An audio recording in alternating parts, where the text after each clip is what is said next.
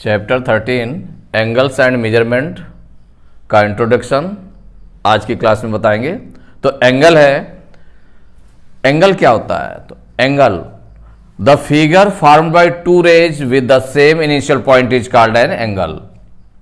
The figure formed by two rays with the same initial point, माने उसका जो initial point है same हो, एक सेम हो, उसे हम क्या कहते हैं? एंगल कहते हैं।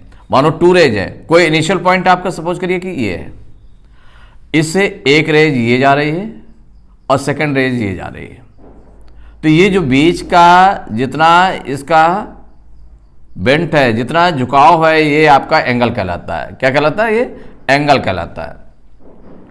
इसको हम एंगल बोलते हैं। इसका नेम दे सकते हैं, तो एंगल का नेम 3 लेटर से दिया जाता है।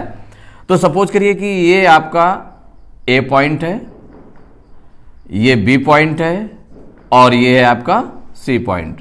तो टू रेज हियर, एक बी ए रेज है और एक बी सी रेज है। ये एक सेम इनिशियल पॉइंट पर, सेम इनिशियल पॉइंट क्या है इसका? बी है। यहां पर जब ज्वाइन करते हैं तो इसके बीच में एंगल बन जाता है। तो एंगल ऑफ मनी टाइप्स, जैसे इस तरह का एंगल बना है, अगर सपोज करके इस तरह से ले आए, ये रेज भी आपकी ये एंगल बन जाता है। तो ये एंगल्स हैं। इसमें जो इसका नेम देंगे, तो एंगल का नेम क्या देंगे? ए बी सी, माने जिस पॉइंट पर एंगल बनेगा उसको हम मिड में रखते हैं। तो इसको हम ऐसे लिख सकते हैं, जैसे सपोज करिए ए, ये बी पॉइंट है और ये सी पॉइंट है, तो ये हो गया एंगल ए बी सी। क्या हो गया? Angle A B C. Angle का साइन लगाते हैं, साइन बनाते हैं, और ए बी सी, तो इसका मतलब जो मिड में लिखा हुआ लेटर उस पर एंगल बनता है, और जिस पॉइंट पर एंगल बनता है उसको हम वर्टेक्स बोलते हैं। क्या बोलते हैं? वर्टेक्स। तो ये बी पॉइंट हो गया आपका, वर्टेक्स हो गया। इसको क्या बोलेंगे? बी पॉइंट को बी इज वर्टेक्स। जिस पॉइंट पर एंगल बनेगा उसको हम वर्टेक्स कहेंगे। तो ये वर्टेक्स हो गया आपका। और जो एंगल बन रहा है, तो एंगल में जिस पॉइंट पर एंगल बनता है उसको डिनोट करने के लिए उसको मिड में रखते हैं, और जो बाकी रेंज में दूसरा एंड पॉइंट होता है उसको हम आगे और पीछे लिख देते हैं।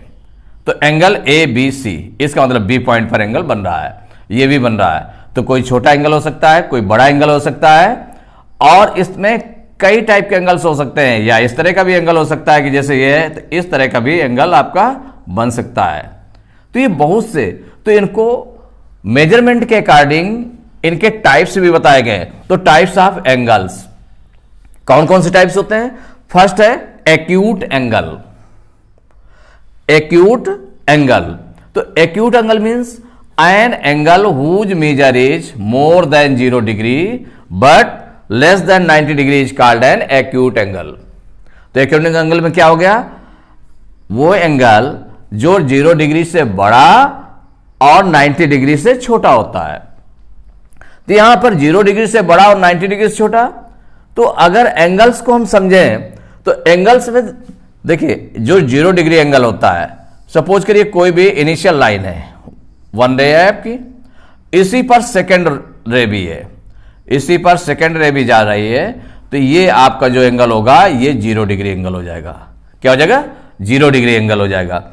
अगर सपोज करिए कि इसी पर एक कोई 90 डिग्री का एंगल बनाती हुई रे हो, 90 डिग्री का एंगल, 90 एकदम से स्ट्रेट जाती है, तो कोई रे है और उस पर एकदम से स्ट्रेट जो लाइन जा रही है, तो इसको हम बोलते हैं क्या? 90 डिग्री एंगल। क्या कहते हैं? 90 डिग्री एंगल। अगर सपोज करिए 180 डिग्री का एंगल बनाना है, तो 180 डिग्री का एंगल कोई रे है और इसके अपोजिट कोई रे जाती है एकदम से, इसी लाइन पर इसके अपोजिट रे जाती है, तो इसको बोलते हैं 180 डिग्री एंगल। क्या कहते हैं इसको? 180 डिग्री, माने ये 180 डिग्री एंगल हो गया। अगर 360 डिग्री का बनाना है, तो देखिए कोई भी रे है, कोई भी रे है और इस पर कोई भी सेकेंड रे, ये पूरा यहां से राउंड करके और सीधे इसी पर फिर दोबारा आ जाती है, राउंड करके आ जाती है, तो ये पूरा जो एंगल बनता है उसको हम 360 डिग्री बोलते हैं। क्या बोलते हैं? 360 डिग्री। 360 डिग्री मीन्स हो गया पूरा राउंड, 1 राउंड हो जाता है पूरा 360 डिग्री में। 180 डिग्री में क्या होता है, हाफ राउंड। तो हाफ राउंड में क्या हो गया, 180 डिग्री एंगल बन गया है आपका। हाफ राउंड हमारा किस तरह से होगा, इसमें केवल हाफ राउंड बना हुआ है, तो ये 180 डिग्री का एंगल है। और जिसमें 1/4 राउंड हो, कि जैसे कि 1 राउंड ये हो गया, सेकेंड राउंड अगर ये रे इधर चली जाएगी तो ये सेकेंड राउंड हो जाएगा, ये थर्ड और ये फोर्थ। तो 1/4 राउंड माने उसका जो पूरे राउंड का 1/4 भाग 90 डिग्री कहलाता है। जिस पर रे कहीं भी उसी पर रहती है तो उसको हम 0 डिग्री बोलते हैं। तो 0 degree, 90 degree, 180 degree and 360 degree. तो acute angle, an angle whose measure is more than 0 degree but less than 90 degree is called an acute angle. तो अब देखिए 0 डिग्री से बड़ा होगा एंगल और 90 डिग्री से छोटा होगा, माने इसकी जो सेम पोजीशन क्या होगी इस एंगल की, तो वो हो जाएगा इस तरह से कि कोई रे है इस तरह से और ये आपकी 90 डिग्री आपका इधर आएगा, इससे बड़ा एंगल बन जाए। तो इससे बड़ा एंगल क्या बन जाएगा, इस तरह से बन सकता है ये। तो ये एंगल जो होगा ये आपका कहलाएगा एक्यूट एंगल। किस तरह से बनेगा, एक्यूट, माने 90 डिग्री से छोटा एंगल है। 0 डिग्री से तो बड़ा है, 0 डिग्री इसी पर होती, ये रे कहां पर होती, इसी पर होती, लेकिन इससे आपका बड़ा एंगल है। और ये कहां तक चला जाएगा, ये जो 90 डिग्री का एंगल होगा उससे छोटा है। इसको सीधे स्ट्रेट लाइन जो खींचेंगे तो उससे कम है, इसका मतलब ये एक्यूट एंगल है। कौन सा एंगल है, एक्यूट एंगल। तो सेकंड टाइप क्या है, right angle. Right angle means हो गया an angle whose measure is 90 degree. जिस एंगल का मेजरमेंट कितना हो, 90 डिग्री हो, उसको हम बोलते हैं राइट एंगल। तो an angle whose measure is 90 degree is called a right angle. तो राइट एंगल के लिए देखिए ये लाइन हो गई और इस पर जो सेकंड लाइन बन रही बिल्कुल सीधे ऊपर की ओर, इस पर परपेंडिकुलर लाइन जाएगी, इस तरह से परपेंडिकुलर लाइन जाती है, तो इसको हम बोलते हैं 90 डिग्री। कितना हो गया, 90 डिग्री। तो ये 90 डिग्री का एंगल, इसको हम बोलते हैं 90 डिग्री के एंगल को राइट एंगल बोलते हैं। कौन सा बोलते हैं, राइट एंगल। तो फर्स्ट हो गया आपका एक्यूट एंगल जो 90 डिग्री से छोटा होगा, 0 से बड़ा होगा, और जो राइट एंगल होगा वो 90 डिग्री का एंगल राइट एंगल कहलाता है। देखिए थर्ड है ऑब्ट्यूस एंगल। तो an angle whose measure is more than 90 degree, माने जो 90 डिग्री से बड़ा बट लेस देन 180 डिग्री, लेकिन 180 डिग्री से छोटा होता है। 90 डिग्री से बड़ा और 180 डिग्री से छोटा होता है, उसको हम ऑब्ट्यूस एंगल बोलते हैं। तो देखिए 90 डिग्री का एंगल ये, इससे अगर ये रे और आगे बढ़ जाए और 180 डिग्री ये जो सीधी रे हो गई है इससे कम रहे तो उसको हम ऑब्ट्यूस एंगल बोलते हैं। तो ऑब्ट्यूस एंगल के लिए देखिए ये रे हो गई और इसमें 90 डिग्री सीधे जाएगी और उससे बड़ा एंगल बन जाए, कोई भी बड़ा एंगल बन जाए तो उसको हम बोलते हैं ऑब्ट्यूस एंगल। क्या कहते हैं, ऑब्ट्यूस एंगल। तो ये आपका होगा ऑब्ट्यूस एंगल। तो यहां आपने क्या देखा कि जो ऑब्ट्यूस एंगल है, तो ऑब्ट्यूस एंगल 90 डिग्री से मोर, तो 90 डिग्री से 90.5 हो या 91 डिग्री, 92 डिग्री, 93 डिग्री, ऐसे करके बढ़ते जाए 100 डिग्री, 110 डिग्री, 120 डिग्री, 130 डिग्री, जितने भी एंगल्स आते जाएंगे 140 डिग्री, 150 डिग्री, ऐसे करके 170 डिग्री, वो भी आपका ऑब्ट्यूस एंगल होगा। 180 डिग्री से छोटा मीन्स हो गया 179 डिग्री या 179.5 डिग्री, 179.8 डिग्री। तो ये जो एंगल्स होंगे ये सभी एंगल ऑब्ट्यूस एंगल होंगे जो 180 डिग्री से छोटे होंगे और 90 डिग्री से बड़े होंगे। तो टाइप 4 स्ट्रेट एंगल। तो an angle whose measure is 180 degree is called a straight angle.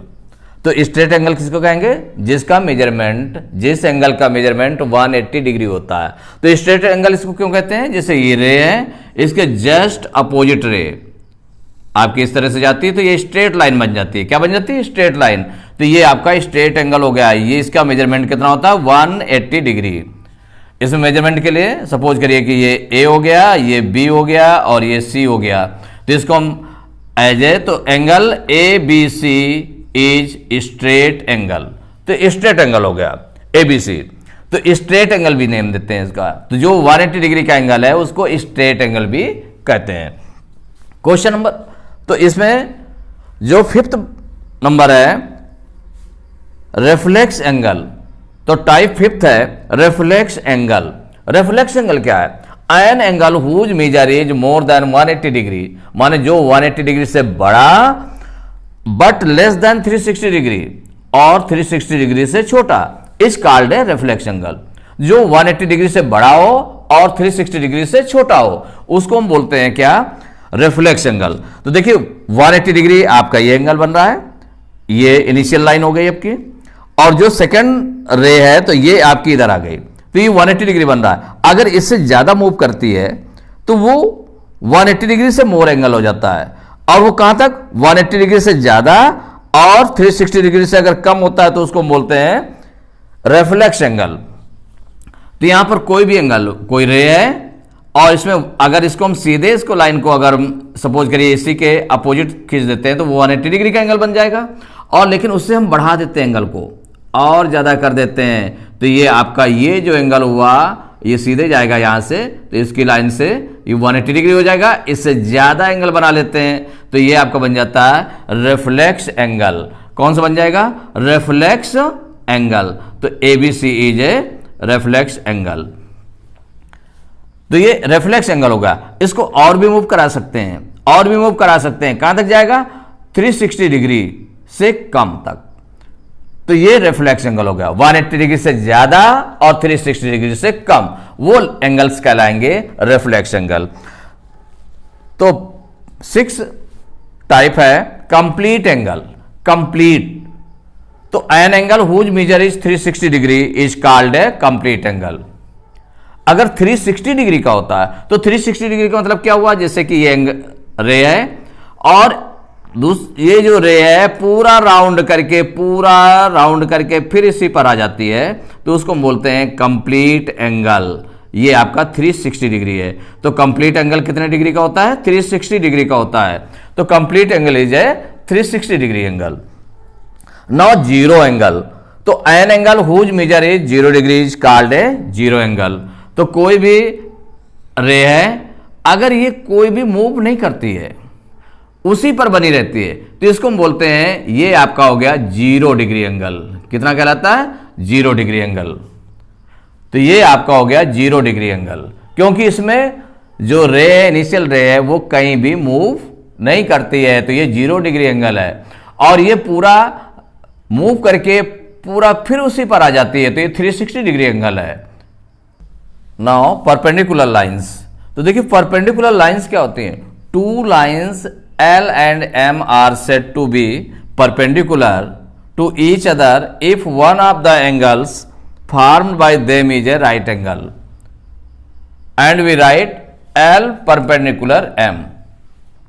माने 2 लाइंस, परपेंडिकुलर लाइंस क्या होती हैं? अगर 2 लाइंस, कोई भी 2 लाइंस हैं, एक सपोज करिए L लाइन है, स्मॉल लेटर से पूरी लाइन शो होती है, स्मॉल लेटर से, तो ये L है। तो L and M are said to be perpendicular to each other if one of the angles formed by them is a right angle। right angle means 90 degree का। माने जो दूसरी लाइन है कहीं से भी जा रही है इसमें, अगर वो ये लाइन इस पर 90 डिग्री का एंगल बनाए, कितना बनाए? 90 डिग्री का एंगल। यहां भी 90 डिग्री का बन रहा है, यहां भी 90 डिग्री का बन रहा है, यहां भी 90 डिग्री का बन रहा है। तो अगर ये लाइन, जो ये M लाइन है, सपोज करिए M लाइन है और ये L लाइन है, अगर ये एक दूसरे पर 90 डिग्री का एंगल बनाती हैं तो इसको हम बोलते हैं परपेंडिकुलर। तो परपेंडिकुलर में क्या है? L perpendicular M। तो इसको हम किस तरह से रखते हैं? L परपेंडिकुलर के लिए इस तरह साइन होता है, जो उल्टा T होता है उस तरह से लगा देते हैं, L परपेंडिकुलर M। माने इस M पर परपेंडिकुलर L है और L पर परपेंडिकुलर M है, दोनों एक दूसरे के परपेंडिकुलर होती हैं अगर वो 90 डिग्री का एंगल बनाती हैं। तो perpendicular lines are 2 lines L and M are said to be perpendicular to each other if one of the angles formed by them is a right angle। तो चैप्टर 13 का इंट्रोडक्शन खत्म हो गया। Next class में इसकी exercise start करेंगे।